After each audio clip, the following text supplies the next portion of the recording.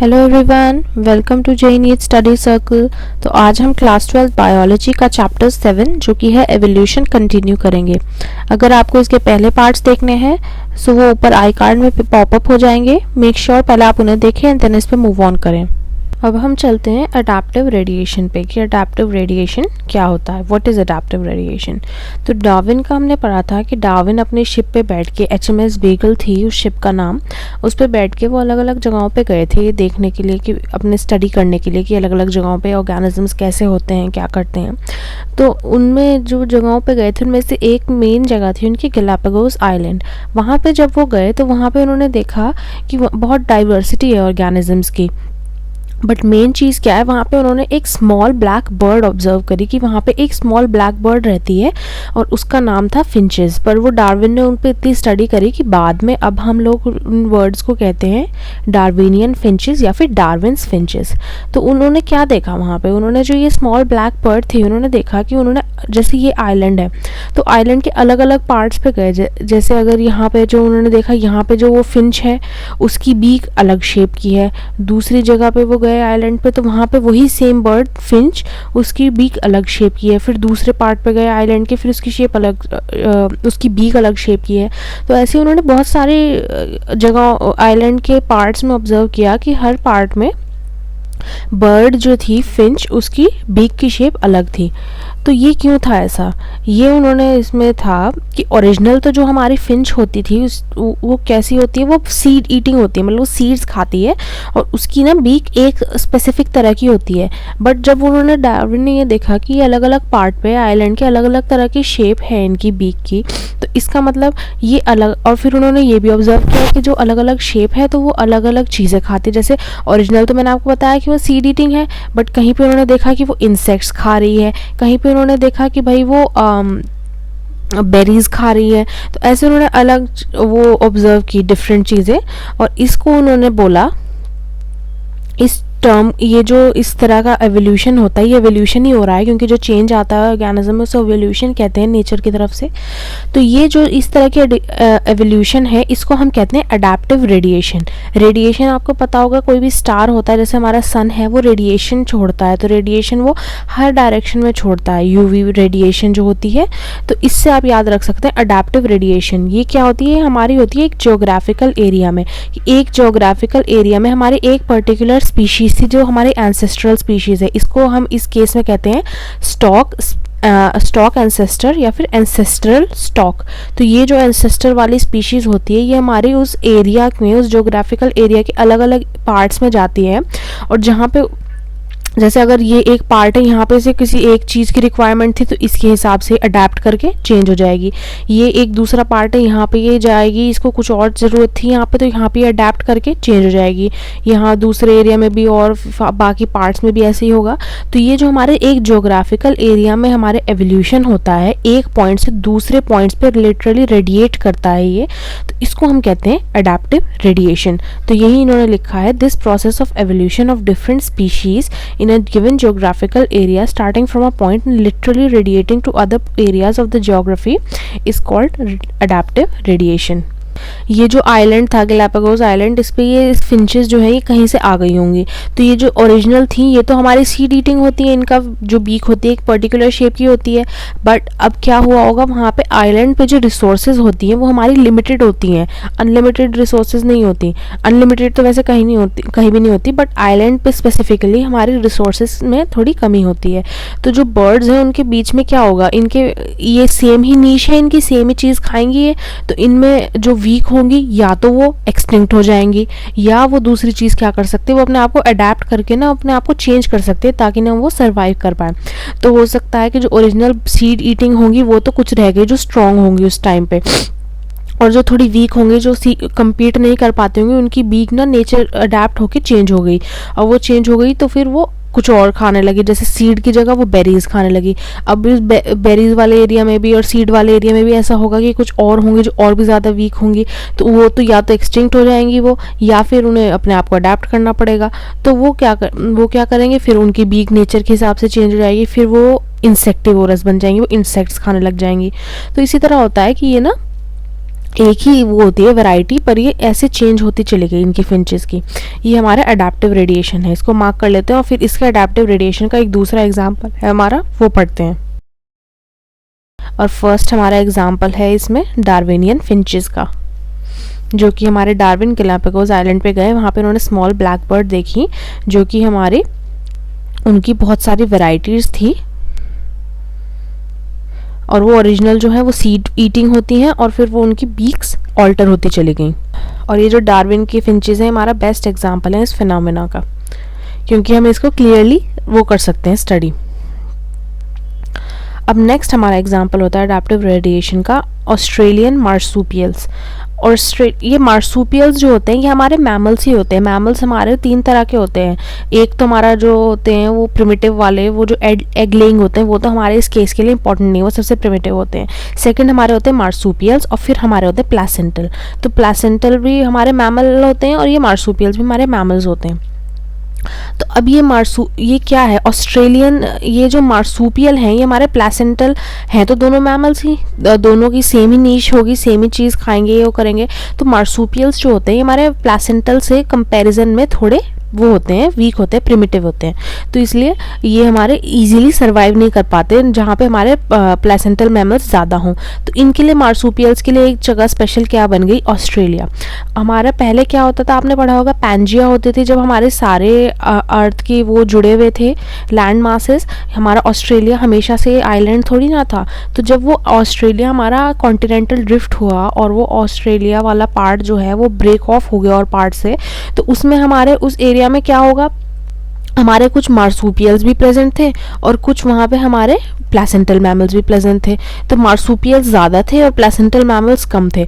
तो ये क्या हुआ, वहाँ पे हमारा जो एंसेस्ट्रल स्टॉक था, वहाँ पे मैंने आपको बताया था ना, जो एंसेस्टर स्पीशीज़ होती है हमारी वहाँ पे, जिसमें से हमारी और रेडिएशन होगी और इवोल्यूशन होगी, तो उसे हम एंसेस्ट्रल स्टॉक कहते हैं। तो वो जो हमारा सबसे पहले मार्सुपियल्स का देखते हैं। तो जैसे अगर ये एरिया है इसमें मार्सुपियल्स का हमारे एंसेस्ट्रल स्टॉक है, तो ये हमारा ऑस्ट्रेलिया में ये इस पार्ट में आए होंगे, इस पार्ट में आगे शायद हो सकता है यहाँ पे इन्हें कुछ रिक्वायरमेंट होगी, तो इसके हिसाब से चेंज हो गए। फिर ये एक दूसरे पार्ट में गए ऑस्ट्रेलिया में, वहाँ पे इन्हें कुछ और रिक्वायरमेंट होगी, फिर ये चेंज हो गए। फिर दूसरे पार्ट में गए, वहाँ वो चेंज हो गए। ये इस तरह हुआ। और सिमिलरली वहाँ पे थोड़े से प्लेसेंटल मैमल्स भी प्रेजेंट थे, तो उन प्लेसेंटल मैमल्स के साथ भी ये हुआ। ये यहाँ से प्लेसेंटल मैमल्स गए दूसरे एरिया में, यहाँ इन्हें जो चीज़ रिक्वायर्ड थी उसके हिसाब से चेंज हो गए। दूसरी जगह पे गए, जो चीज़ रिक्वायर्ड थी उसके हिसाब से चेंज हो गए।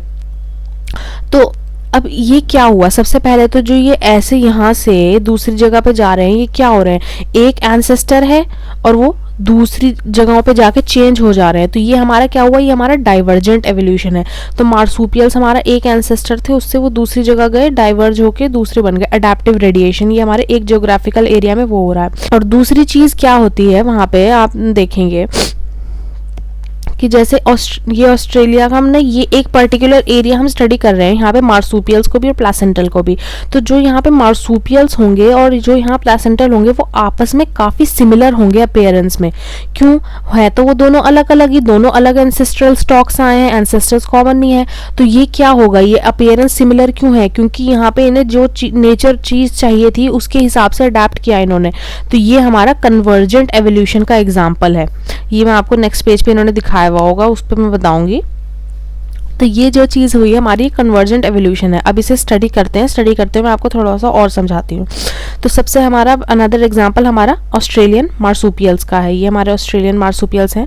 यहाँ पे क्या होता है, number of marsupials each different from one another evolved from a ancestral stock but all with in the Australian continent. तो यही हमारा जो ऑस्ट्रेलिया का कॉन्टिनेंट है, यहाँ पे हमारा एक एंसेस्ट्रल स्टॉक है, इसमें से ही हमारे बहुत अलग अलग तरह के वो बने ऑर्गेनिजम्स, और क्या कहते हैं, एनिमल्स।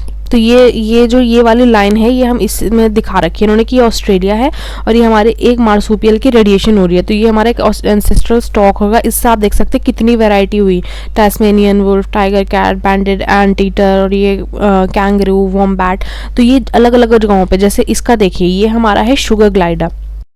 शुगर ग्लाइडर क्या होता है, ये हमारे अपने इसके ना जो हैंड्स होते हैं, इससे ये स्किन का फ्लैप इसकी बॉडी से जुड़ा हुआ होता है। तो ये ना अगर ऐसे हैंड्स को जैसे इसने कर रखा है, ऐसे करके ये एक ट्री से दूसरी ट्री तक वो कर सकता है, फ्लाई करके जा सकता है, मतलब लॉन्ग डिस्टेंस फ्लाई तो नहीं कर सकता पर ग्लाइड करके जा सकता है, नाम में ग्लाइडर है ना।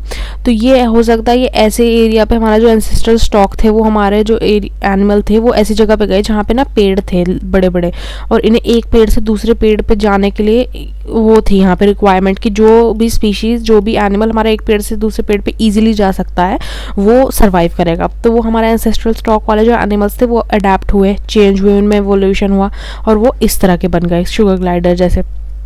थर्ड दूसरा है हमारा, देखिए मार्सूपियल मोल, हो सकता है वो किसी ऐसी जगह पे गए हो जहाँ बहुत गर्मी होती है, तो जो भी स्पीशीज़, जो भी एनिमल हमारा सॉइल में डिग करके उसके नीचे रह सकता है वो सर्वाइव करेगा वहाँ पे, क्योंकि सॉइल नीचे से ठंडी होती है ना। तो वो जो एंसेस्ट्रल स्टॉक वाले एनिमल गए उनमें इवोल्यूशन हुआ, वो अडेप्ट किया उन्होंने और वो मोल बन गए, मार्सूपियल मोल बन गए वो उसमें खोदने के लिए। और फिर ये कोआला का ऐसा होता है, ये यूकेलिप्टस लीव्स खाता है, तो ये ऐसे एरिया में गए जहाँ पे ये इस तरह के सर्वाइव कर सके। तो इन सब का ये वॉम्बैट ठंडी जगह के लिए, ये अलग अलग है सबका, तो यही इनका है। और फिर नेक्स्ट पार्ट इन्होंने बोला है कि when more than one adaptive radiation appear to have occurred in an isolated geographical area, one can call this convergent evolution.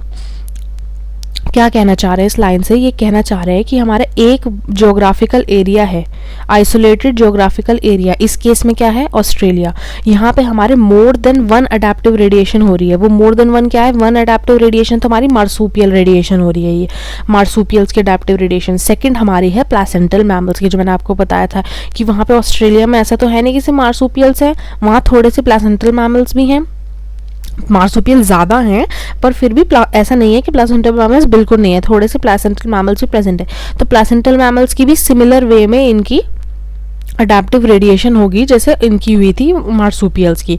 तो ये जो हमारी दोनों की अडैप्टिव रेडिएशन हो रही है, तो इसे हम कन्वर्जेंट एवोल्यूशन कह सकते हैं। क्यों? क्योंकि अब मैं ये चीज़ आपको इस डायग्राम के थ्रू समझाती हूँ। ये हमारे ऑस्ट्रेलिया में प्रेजेंट्स हैं ये वाले एनिमल्स, वहाँ पे जो ये मोल है और ये मार्सूपियल मोल है, ये एक ही एरिया के हैं, ये दोनों आपस में बहुत सिमिलर अपीयर करते हैं और ये एक ही जगह पे गए। ये इनकी स्पीशीज सेम तो नहीं है, हमारे कौन से एवोल्यूशन होता है जिसमें सेम स्पीशीज नहीं होती बट फंक्शन सिमिलर होते हैं, वो होते हैं हमारे कन्वर्जेंट एवोल्यूशन में, जहाँ पे हमारे एनालॉगस वो होते हैं, एनालॉगी होती है हमारी वहाँ पे। तो ये मोल और मार्सूपियल मोल ये हमारे कन्वर्जेंट एवोल्यूशन के एग्जाम्पल है। सिमिलरली ये सारे इसी तरह हैं। तो ये उन्होंने बोला है प्लेसेंटल मैमल्स जो कि हमारे ऑस्ट्रेलिया में हैं वो हमारे अडेप्टिव रेडिएशन को एग्जिबिट करते हैं और वो in evolving into varieties of such placental mammals each of which appear to be similar, वो हमारे सिमिलर अपीयर करते हैं हमारे मार्सूपियल्स के कंपैरिजन में। तो ये इन्होंने दे रखा है यहाँ पे, ये हमारा एंटीटर है और इसका मार्सूपियल काउंटर पार्ट है निम्बैट, या ये भी एंटीटर ही होता है। तो ये ऐसी जगह पे गए होंगे जहाँ पे एंट्स ज़्यादा होती हैं, दोनों ऐसे इवॉल्व किए। फिर ये माउस है और उसका काउंटर पार्ट मार्सूपियल माउस है। लीमर का है स्पॉटेड कस्कस, फ्लाइंग स्क्विरल का है फ्लाइंग फलांजा, बॉब कैट का है टास्मेनियन टाइगर कैट, वुल्फ का है टास्मेनियन वुल्फ। तो ये आपको ये टेबल आपको याद करनी चाहिए क्योंकि इस पे क्वेश्चंस आ जाते हैं कि भाई ये जो हमारा नुम्बैट है ये हमारा क्या है, हमारा ये मार्सूपियल है, प्लेसेंटल मैमल है, और जो भी है तो इसका दूसरा काउंटर पार्ट क्या होगा। तो अगर नुम्बैट का आप लिखोगे कि हमारा ऑस्ट्रेलियन मार्सूपियल है और इसका प्लेसेंटल मैमल में काउंटर पार्ट होता है एंटीटर। तो ये टेबल याद कर लीजिए, ये बहुत इजी भी है याद करनी और मतलब क्वेश्चंस आ जाते हैं इसके ऊपर। तो बस यही है हमारा अडैप्टिव रेडिएशन में, यही मेन पार्ट है। इसमें आपको ये चीज़ याद रखनी है कि हमारे ऑस्ट्रेलिया में दो अडैप्टिव रेडिएशन हो रही है एक बार में, और इसे हम कन्वर्जेंट एवोल्यूशन कहेंगे। और दो किसके बीच में हो रही है? मार्सूपियल्स एंड प्लेसेंटल मैमल्स के बीच में। और ये प्लेसेंटल मैमल्स हमारे सिमिलर अपीयर करते हैं मार्सूपियल्स से। अब नेक्स्ट टॉपिक पे चलते हैं जो कि है हमारा बायोलॉजिकल एवोल्यूशन। तो एवोल्यूशन का हम इतनी देर से पढ़ते आ रहे हैं कि भाई हमारा नेचुरल सिलेक्शन होता है, नेचर हमारा सेलेक्ट करता है किसी चीज़ को, फिर एवोल्यूशन होता है उस वजह से। तो ये हम हमेशा इस चीज़ में इंटरेस्टेड होता है कि हमारा कोई भी प्रोसेस कब स्टार्ट हुआ था, कब उसका फर्स्ट टाइम हमारे अर्थ पे देखा गया था। तो ये हमारा नेचुरल सिलेक्शन के वजह से जो एवोल्यूशन होता है ये हमारा फर्स्ट तब हुआ था ट्रू सेंस में जब हमारी अर्थ के स्टार्टिंग में जो हमारी सेलुलर लाइफ फॉर्म्स थी, अब सेलुलर लाइफ फॉर्म्स के बीच में हमारा एवोल्यूशन कैसे हो सकता है, कैसे नेचर सेलेक्ट कर सकता है, क्योंकि वो तो बहुत सिंपल होते हैं, उनमें इतने ज़्यादा कुछ डिफरेंस नहीं होता। तो उनमें बस ये जो थोड़ा बहुत डिफरेंस होता है, जैसे मेटाबॉलिक उनके डिफरेंस हो सकता है मेटाबॉलिक कैपेबिलिटी में, कि भाई एक ना मेटाबॉलिक कैपेबिलिटी एक की अच्छी है, एक की कम है, या एक की थोड़ी ज़्यादा है, एक की उससे थोड़ी सी कम है। तो नेचर हमारा उसको सेलेक्ट करेगा भाई जिसकी ज़्यादा है, और इसकी वजह से हमारा एवोल्यूशन होगा, नेचुरल सिलेक्शन होगा और फिर एवोल्यूशन होगा। तो ये हमारा एवोल्यूशन तब शुरू होगा नेचुरल सिलेक्शन की वजह से, वो सेलुलर लाइफ फॉर्म्स में। अब हम डार्विन की थ्योरी पढ़ते आ रहे हैं इतनी बार हमने जब भी डार्विन का नाम मेंशन किया है तो उसके साथ हमारा एक टर्म है जो कि है नेचुरल सिलेक्शन। वो हर बार मेंशन हुआ है, वो कभी भी ऐसा नहीं हुआ कि हमने डार्विन के साथ नेचुरल सिलेक्शन का नाम ना लिया हो। वैसे भी हम जब डार्विन का नाम सुनते हैं, चार्ल्स डार्विन का, तो सबसे पहले दिमाग में थ्योरी आती है नेचुरल सिलेक्शन की। अब ये जो नेचुरल सिलेक्शन है ये हमारा एसेंस है डार्विन की थ्योरी का। जब भी डार्विन की थ्योरी में हम एवोल्यूशन की बात करते हैं तो नेचुरल सिलेक्शन उसका क्रक्स है, एसेंस है, मतलब उसका सबसे इम्पॉर्टेंट पार्ट है। कि डार्विन कहते थे कि एवोल्यूशन हमारा नेचुरल सिलेक्शन की वजह से ही होता है, वही मेन पार्ट होता है उसका। अब जो हमारा अपीयरेंस होता है न्यू लाइफ फॉर्म्स का, मतलब जैसे अगर हमारे नेचुरल सिलेक्शन की वजह से एवोल्यूशन हुआ तो हमारी न्यू लाइफ फॉर्म्स जो आएंगे वो कैसे आएंगे। जैसे अगर हमारे ये एक है ये हमारे एक स्पीशीज़ है ए और एक स्पीशीज़ है बी। अब स्पीशीज़ ए का लाइफ स्पैन हमारा है 50 डेज का और स्पीशीज बी का है 50 ईयर्स का। तो अब आप खुद सोचिए कि किसमें जल्दी एवोल्यूशन होगा, किसमें जल्दी न्यू लाइफ फॉर्म निकल के आएगी। ऑफ कोर्स स्पीशीज ए में, क्योंकि इसकी जो 50 डेज की लाइफ साइकिल है ये तो thousands upon thousands of time repeat हो चुकी होगी जब तक स्पीशीज बी की एक जनरेशन खत्म होगी। तो इसी वजह से हमारा ये होता है कि हमारे जिस स्पीशीज की लाइफ साइकिल शॉर्ट होती है उसमें एवोल्यूशन जल्दी होता है, उसमें न्यू लाइफ फॉर्म जल्दी निकल के आती है। ये चीज़ हम एक दूसरे एग्जाम्पल से समझ सकते हैं जो इन्होंने यहाँ पे बताई है। मैं आपको अलग पेज पे बताती हूँ ड्रॉ करके, ताकि हम इजीली समझ सकें। तो ये आप अज्यूम करिए कि ये हमारा एक जार, ये हमारा एक कल्चर का मीडियम है, कल्चर है जिसमें हमारा ये मीडियम है, ये इसमें मीडियम है। ओके, और इस मीडियम में क्या चीज़ है, ये हमारे ये प्रेजेंट है, ये हमारे माइक्रोब्स प्रेजेंट है। ये हमारा एक तरह का माइक्रोब है, ये हमारा मेजॉरिटी में प्रेजेंट है, और एक यही सिमिलर माइक्रोब हमारा, मतलब यही माइक्रोब, बस इसमें हल्का सा कुछ म्यूटेशन है, वो हमारी बहुत थोड़ी सी प्रेजेंट है यहाँ पे। ठीक है, तो ये जो हमारी जनरेशन, ये जो हमारा ये वाला है, क्या कहते हैं कल्चर, इसको हम नाम दे देते हैं ए का। ठीक है, ये ए का है।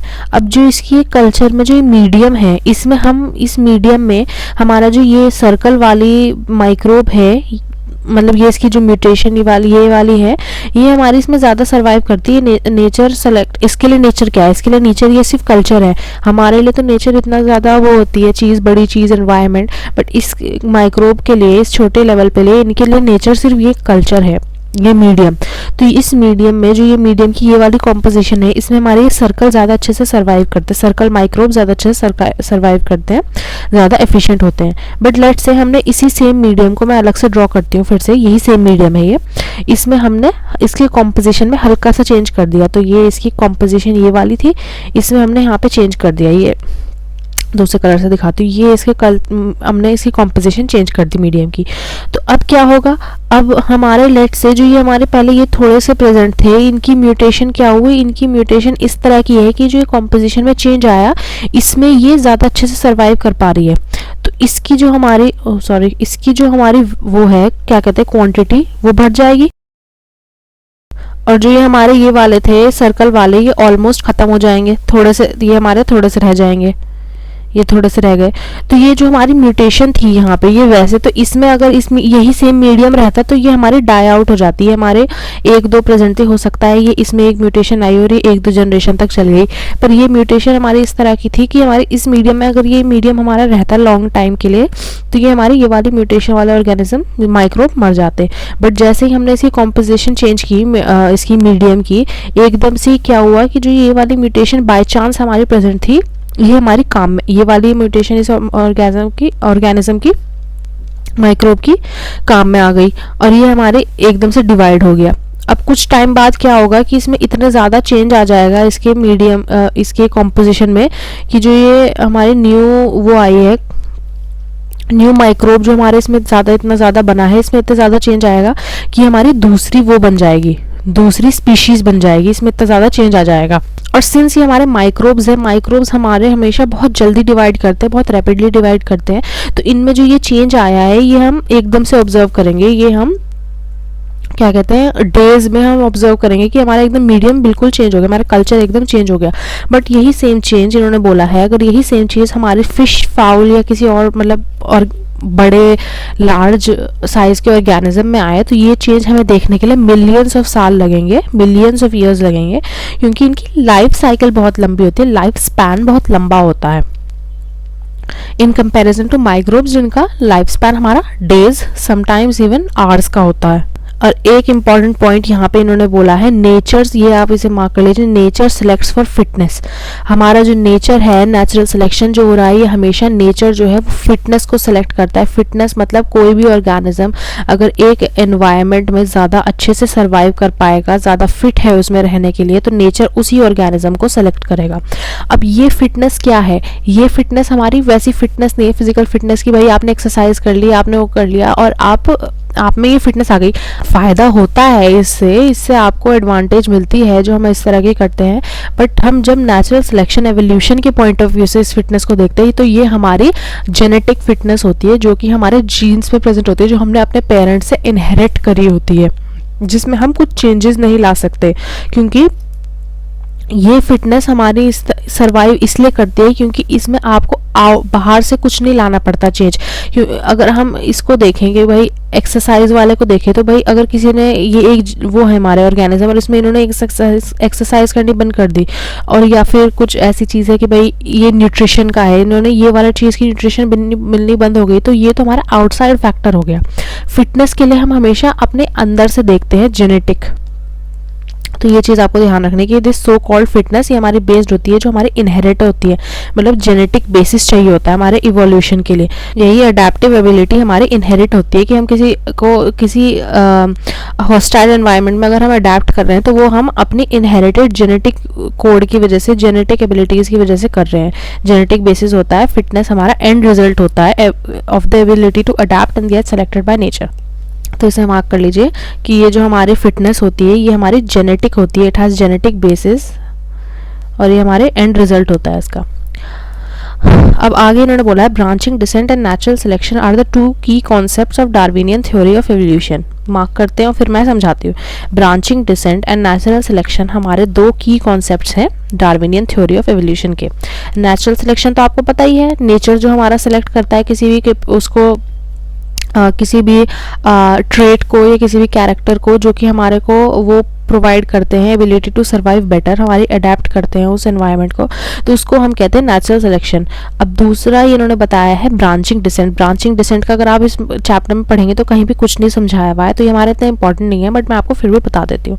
ब्रांचिंग डिसेंट क्या होता है, जैसे हमने पढ़ा था डाइवर्जेंट एवोल्यूशन पढ़ा था कि हमारा सेम एंसेस्टर होते हैं और उससे हमारे एंसेस्टर होते हैं और उसमें हमारे ऐसे चेंज आते हैं एवोल्यूशन की वजह से कि वो दो अलग अलग वो बन जाते हैं, स्पीशीज़ बन जाती हैं, या फिर दो अलग अलग तरह के ऑर्गेनिजम्स बन जाते हैं, तो ये और उनके फीचर्स भी डिफरेंट हो जाते हैं। तो लेट्स से हमारा ये डाइवर्जेंट है, ये हमारी एंसेस्ट्रल वो थी स्पीशीज़, और इसमें हमारा चेंज आके ये ए बनी स्पीशीज़, ये बी बनी, और फिर इसमें क्या होगा आगे फिर से इसमें वो होगा डाइवर्जेंट एवोल्यूशन होगा, ये आगे एक और जाएगी, बी में से लेट्स से सी और डी बनी।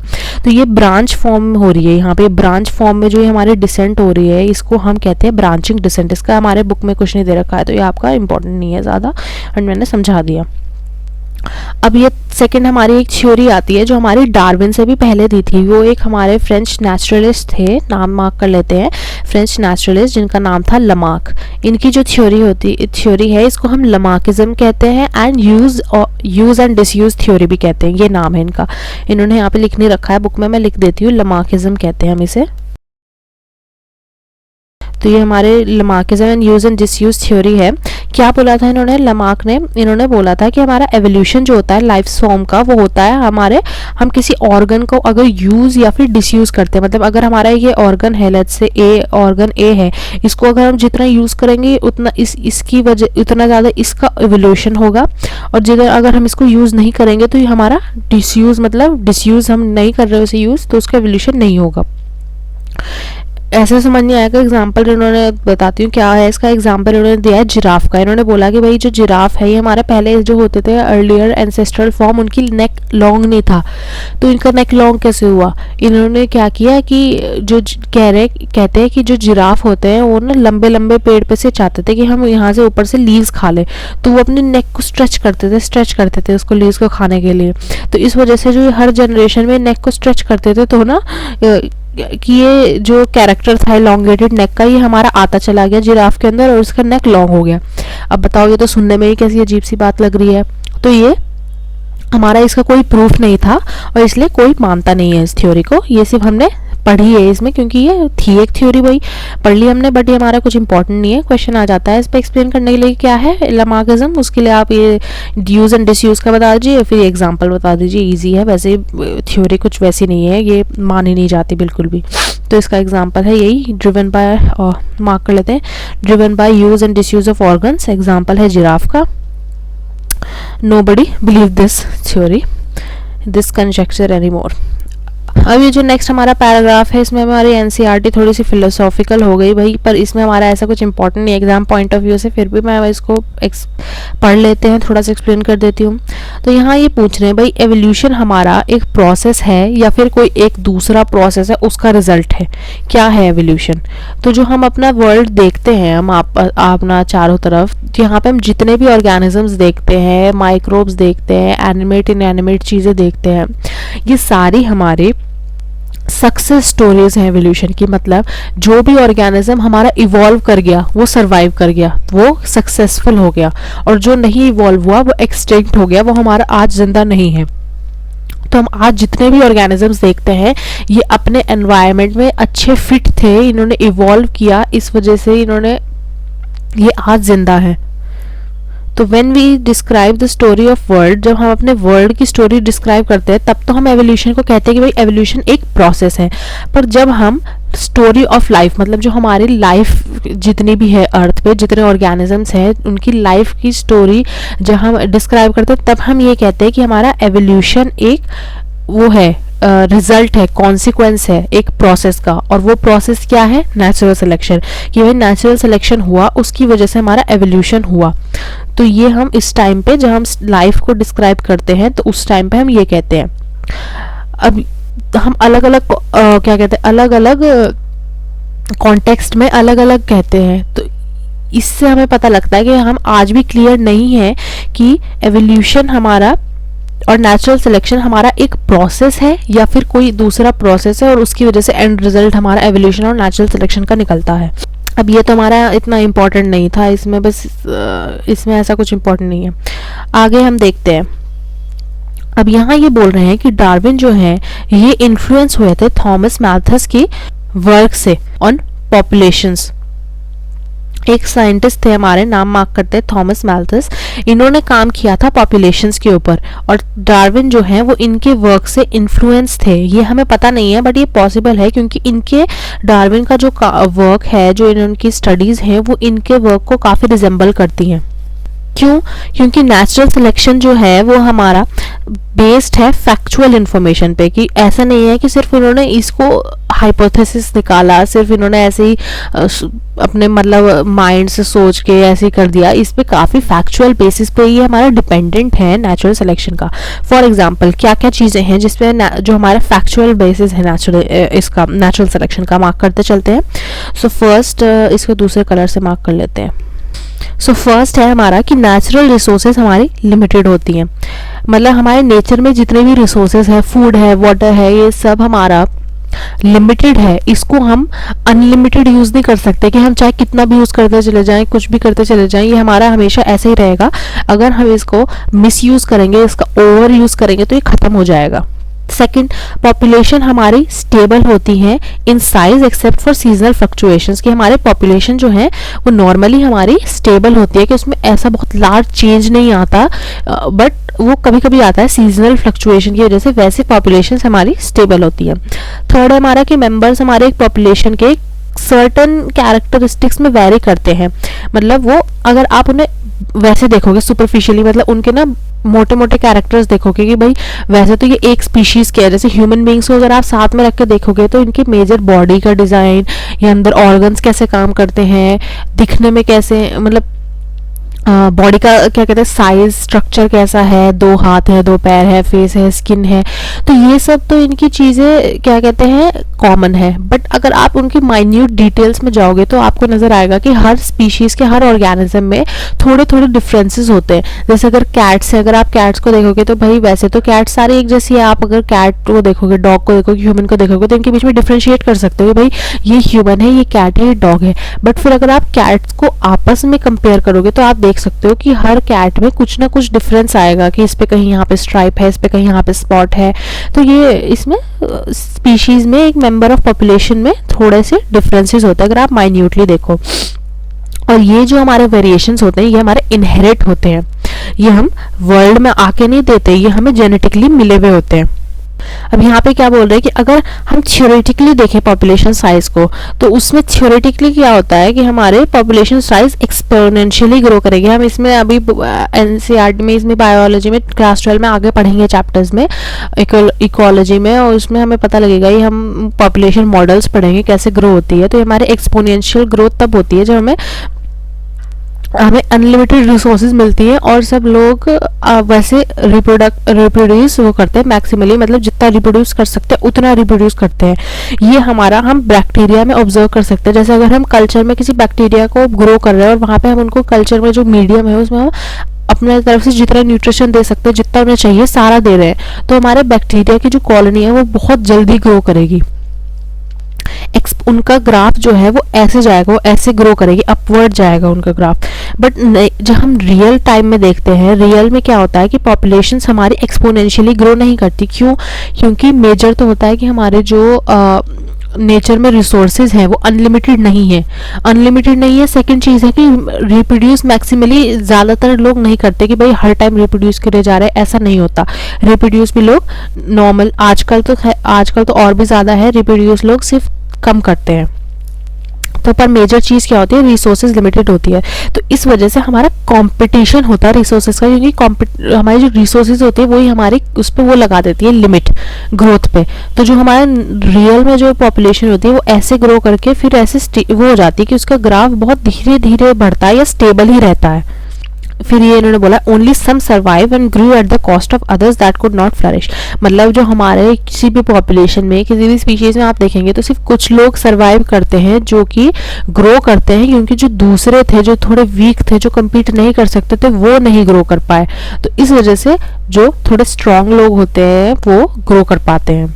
तो नॉवेल्टी और ब्रिलियंट इंसाइट हमारी डार्विन की थ्योरी की क्या थी? डार्विन की जो हमारी स्पेशल चीज़ थी वो क्या थी इनकी थ्योरी की? वो थी कि इन्होंने बोला था कि जो वेरिएशंस हमारी आती है ये हमारी इनहेरिट होती हैं, और ये क्या करती हैं, ये वेरिएशंस ऑर्गेनिज्म को वो बना देती हैं कि ना ये जो हमें इसे कुछ भी रिसोर्सेज मिल रही हैं ये इसको यूटिलाइज अच्छे से कर पाए। लेट्स से हमारे पास 2 ऑर्गेनिज्म है सेम स्पीशीज के, ए एंड बी।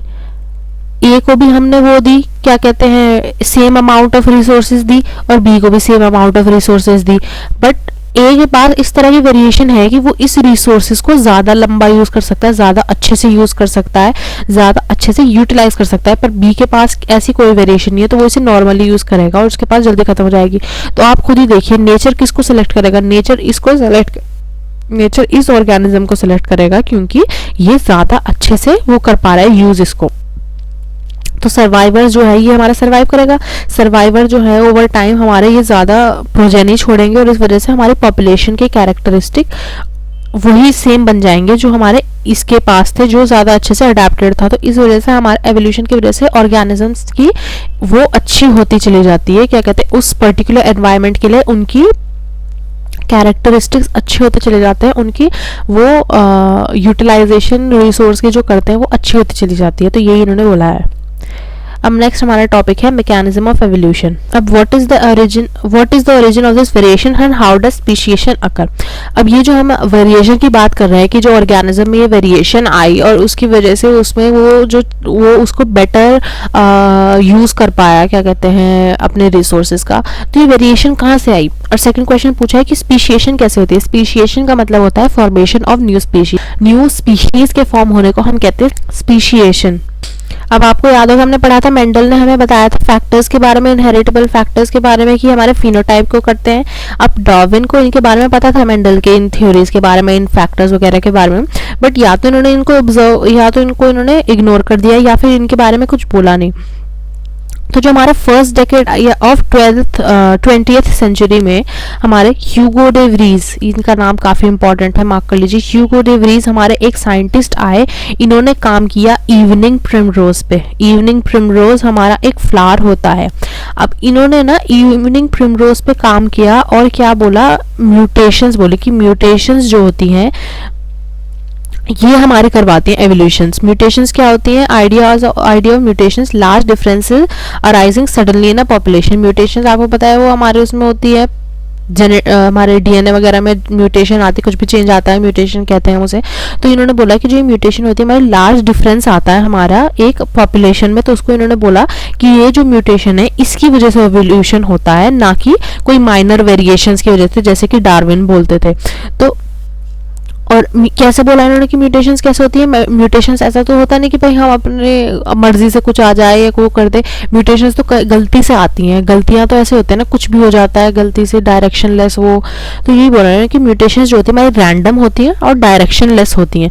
पर डार्विन की जो ये वेरिएशंस थी ये हमारी स्मॉल होती हैं और डायरेक्शनल होती हैं, कि हमारी छोटी छोटी होती है, छोटी छोटी आके ना छोटा छोटा डिफरेंस आता है। ऐसा नहीं होता कि एकदम से बहुत बड़ा डिफरेंस आ गया, बहुत छोटा सा डिफरेंस आता है और इस तरह थोड़ा थोड़ा डिफरेंस हमारा कलेक्ट होकर चेंजेस आते हैं और ये हमारे डायरेक्शनल होते हैं। मतलब कि अगर इनको एक चीज चाहिए कि भाई हमारा ऑर्गेनिज्म ना पेड़ पर अच्छे से चढ़ पाए, तो ये इसी तरफ डायरेक्ट इनकी वेरिएशंस आएंगी कि ये ना थोड़ा इसी तरफ इवॉल्व होगी, ये पेड़ पर चढ़ पाए।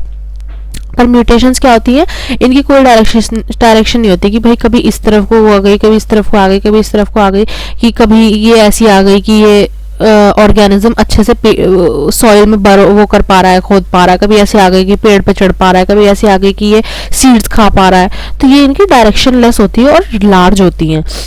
पर ह्यूगो डे व्रीज ने बोला कि ये हमारे लार्ज होती है, क्योंकि ये लार्ज है। डार्विन ने क्या बोला, एवोल्यूशन हमारा ग्रेजुअल होता है क्योंकि ये स्मॉल स्मॉल वेरिएशन से आता है। ह्यूगो डे व्रीज ने बोला ये जो म्यूटेशन है इसकी वजह से हमारी स्पीशिएशन होती है, जिसकी, और इसे इन्होंने बोला saltation, single step large mutation, कि एक स्टेप में इतनी लार्ज म्यूटेशन आ गई कि हमारी स्पीशीज ही बदल गई, स्पीशिएशन हो गया। Studies in population genetics later brought out some clarity, ये बोला है कि पॉपुलेशन जेनेटिक्स में जब हमने स्टडी किया तो हमें क्लैरिटी मिली कि क्या होता है। तो इनकी ह्यूगो डे व्रीज की वैसे तो ये काफी लोगों ने मानी थी, बट ये इनकी थ्योरी वो नहीं थी, सही नहीं थी ये।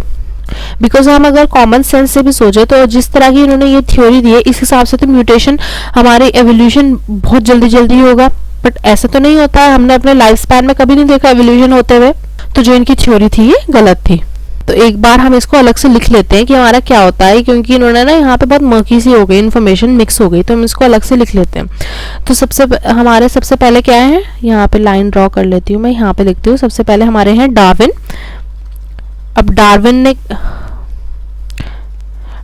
ने किस पे, डार्विन है और सेकंड है हमारे ह्यूगो डे व्रीज, तो डे व्रीज लिख लेती हूँ इनका नाम में।